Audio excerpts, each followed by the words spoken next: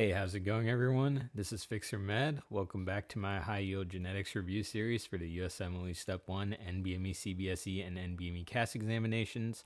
This will be part 2 of my multi-part video series covering the entire discipline of genetics from start to finish in a high-yield but comprehensive manner. So without further ado, let's go ahead and get started on today's content. In this video, I'd like to talk about chromosomal abnormalities and would like to open up with Down syndrome. Down syndrome is a chromosomal abnormality characterized by the presence of an extra copy of chromosome 21. Main clinical features of Down syndrome include intellectual disability, distinctive facial features, and congenital heart defects. The genetic mechanism of Down syndrome primarily involves non-disjunction during meiosis, which leads to an extra copy of chromosome 21. Down syndrome is mainly diagnosed through prenatal screening and diagnostic tests like amniocentesis or chorionic villus sampling. Moving on. Next, we're going to be talking about Turner syndrome. Turner syndrome results from the absence of one of the X chromosomes in females. Main clinical features of Turner syndrome include short stature, webbed neck, lymphedema, and ovarian dysgenesis. Primary genetic mechanism of Turner syndrome involves the loss of one X chromosome during maternal or paternal meiosis. Turner syndrome is diagnosed through karyotype analysis, which identifies the absence of one X chromosome. Moving on. Next, we're going to be talking about Klinefelter syndrome. Klinefelter syndrome is characterized by the presence of an extra X chromosome in males, denoted as XXY. Some of the clinical features of Klinefelter syndrome include tall stature, gynecomastia, small testes, and infertility. Primary genetic mechanism involved in Klinefelter syndrome is non-disjunction during paternal meiosis, which leads to an extra X chromosome. Klinefelter syndrome is diagnosed through karyotype analysis, which identifies the presence of an extra X chromosome. Moving on. Next, we're going to be talking about DiGeorge syndrome, also known as 22q11.2 deletion syndrome. DiGeorge syndrome results from a microdeletion on the long arm of chromosome 22. Main clinical features of DiGeorge syndrome include cardiac abnormalities, facial dysmorphism, immune deficiency, and hypoparathyroidism. The main genetic mechanism of DiGeorge syndrome is the deletion of a segment on chromosome 22 during meiosis. It is mainly diagnosed using chromosomal microarray analysis, which identifies the 22q11.2 deletion. Moving on. Next, we're going to be talking about some important clinical considerations.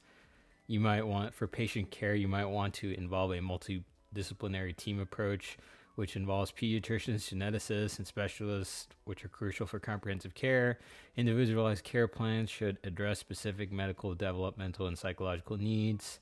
Potentially involve genetic counseling. Genetic counseling is essential for providing accurate information, addressing family concerns, and assisting with informed decision making.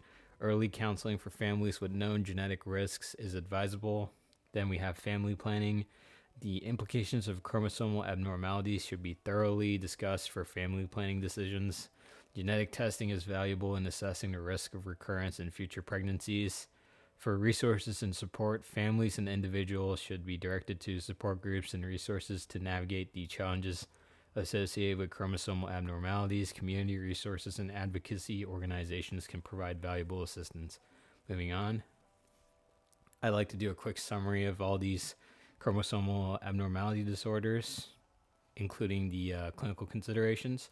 So for Down syndrome, you want to start an early intervention program for developmental support, routine health checkups for potential comorbidities, and for genetic counseling, educate the patient about the variable expressivity of Down syndrome, discuss family planning and recurrence risk.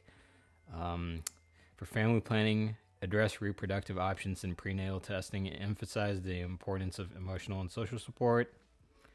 Next, moving on to Turner syndrome. For clinical care purposes, consider growth hormone therapy for short stature, cardiovascular, and renal monitoring. We'll be going more into this in the cardio and renal reviews. Genetic counseling, discuss fertility options and psychological support, emphasize the importance of ongoing medical surveillance.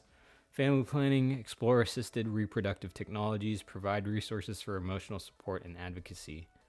Moving on. Continuing on, I'd like to talk about Klinefelter Syndrome. For clinical care purposes, consider testosterone replacement therapy for hormonal balance, educational and psychological support for learning difficulties, genetic counseling, discuss fertility options and implications, address potential psychosocial challenges, family planning, provide information on assisted reproductive technologies, emphasize the importance of counseling and support.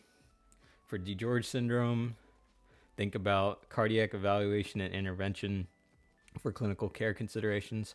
Also think about immune system monitoring and support. Genetic counseling sake, explain the variability in clinical presentation, address the importance of cardiac and immunologic evaluations. Family planning, discuss recurrence risks and future pregnancies, provide resources for specialized care and support. All right, these were mainly done for ethics situations that you might see on the USMLE. We'll be going more into ethics and communication in the high yield review series for those. So don't worry if this doesn't make much sense right now. Moving on, I'd like to look at some questions. We have a newborn female that is found to have characteristic features such as short stature, web-necked, and ovarian dysgenesis. Karyotype analysis reveals the absence of one X chromosome. Which of the following chromosomal abnormalities is most likely responsible for the clinical presentation?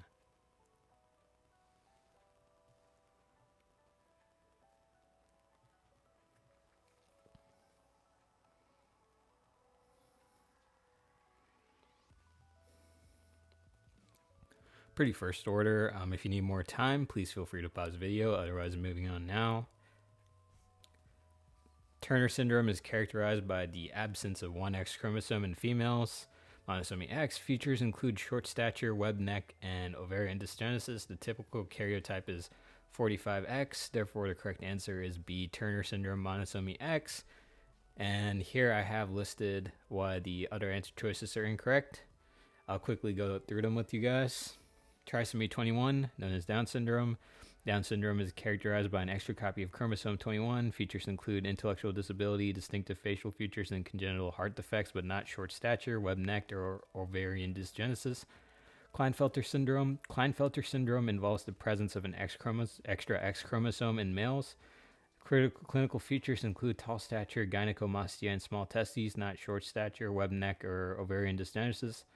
22q11.2 deletion syndrome, known as DiGeorge syndrome.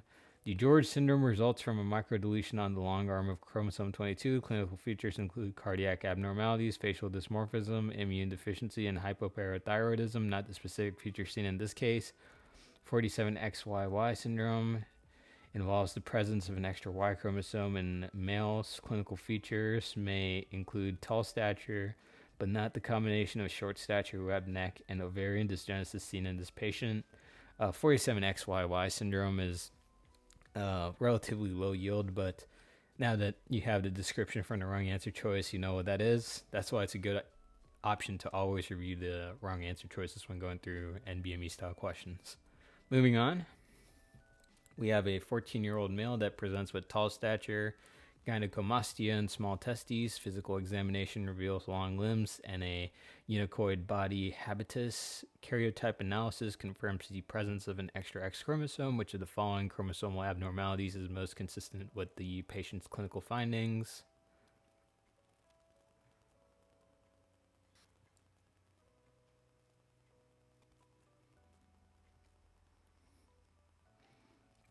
Pretty first order, so if you need more time, please feel free to pause the video. Otherwise, moving on now. Klinefelter syndrome is characterized by the presence of an extra X chromosome in males, XXY. Features include tall stature, gynecomastia, small testes, and a unicoid body habitus. Karyotype is typically 47XXY. Therefore, the correct answer is Klinefelter syndrome, C. The answer choices are listed here that are wrong. Since we've already went through the majority of them, I don't think I'm going to repeat it. So if you guys want to take another look, go ahead and take a look here. But thankfully, we reviewed most of these chromosomal abnormalities in the last question's explanation, so no need now. But yeah, I guess this will do it all for today's video. If you have any questions, comments, or concerns, please feel free to write them down in the comment section below. If not, this is FixerMed signing off. Be sure to have a great day, everyone. Oh, and also, be sure to smash the like and subscribe button. It would really help the channel out. So, on that final note, I'll be signing off. Goodbye, everyone.